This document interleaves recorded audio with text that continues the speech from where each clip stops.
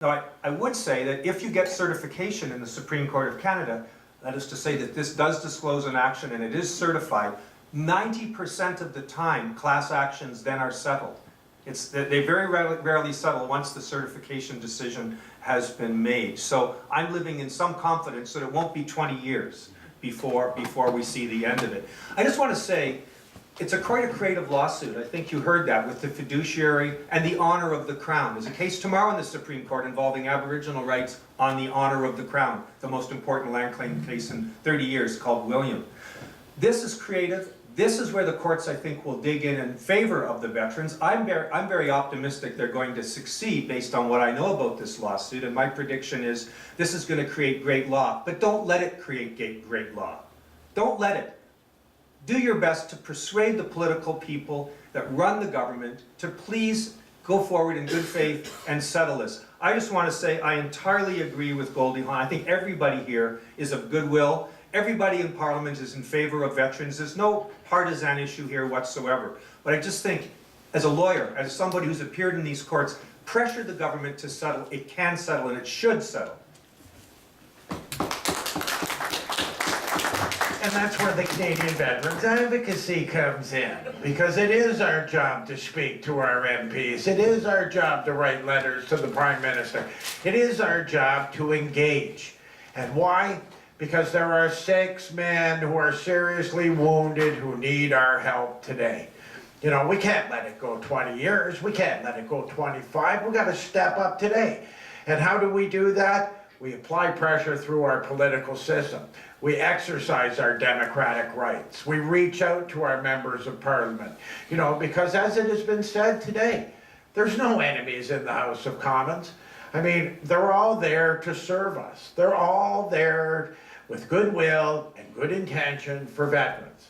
Now, what's our duty, you know, as veterans leaders and members of organizations, to step up, you know, and push that to the limit, today, tomorrow, and every day, until it's settled.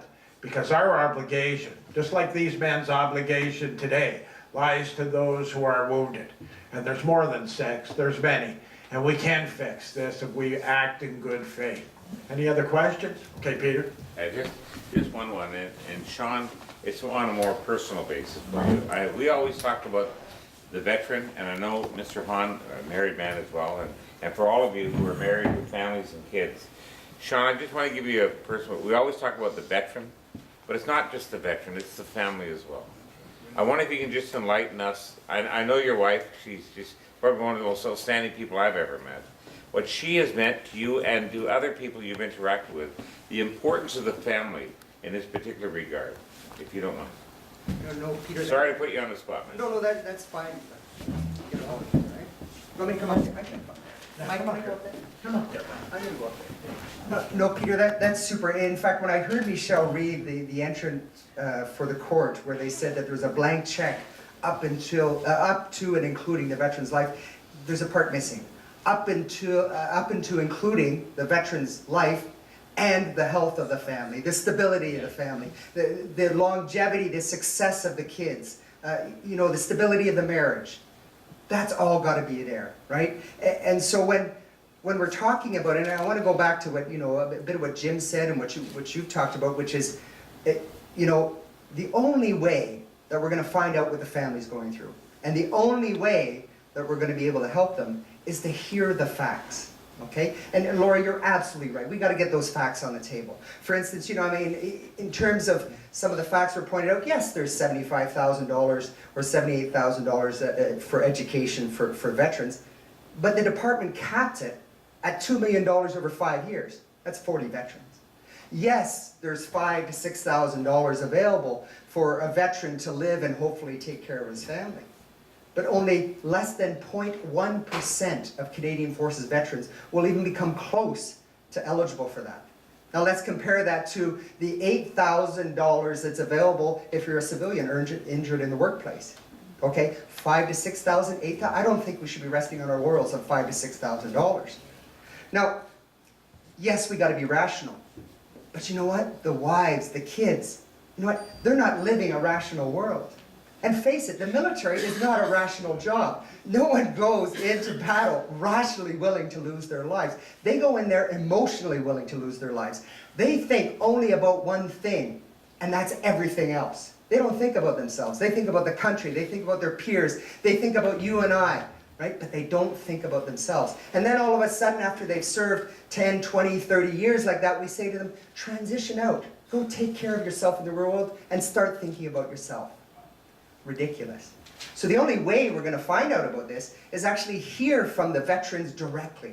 Now, up till now, the sessions in Parliament have refused to hear from veterans directly, let alone families and kids. I mean, that's absurd that we're not letting a Veterans Affairs Committee listen to veterans. I mean, beyond me.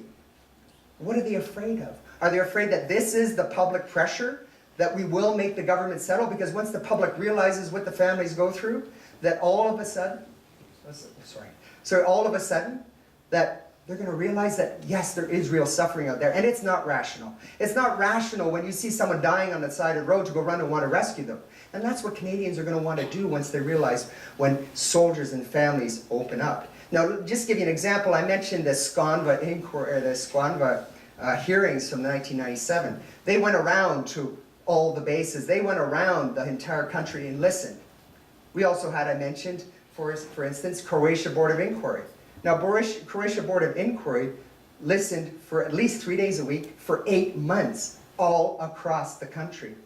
Now, that's 100 days of hearings and 200 witnesses. Now, it's not just 100 days, but 200 witnesses. That means that every witness was given approximately 1/2 a day with the committee, with the Board of Inquiry to tell their story, because their story can't be